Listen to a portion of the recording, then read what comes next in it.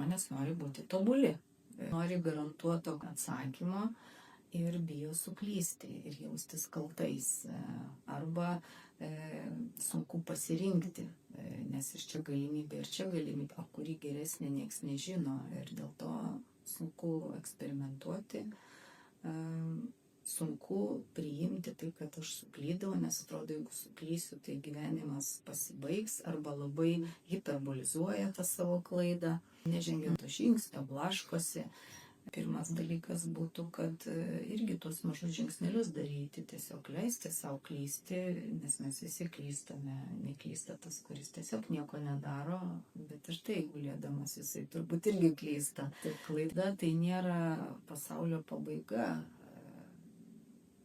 Nėra kažkoks gyvenimą keičiantis dalykas. Tai tas abejojimas, tai iš to ir susideda, kad aš bijau to kalties galbūt jausmo, jeigu aš suklysiu. Ir tada būna, kad atidėlioju visą laiką sprendimus arba laukiu, kol man kas nors patars.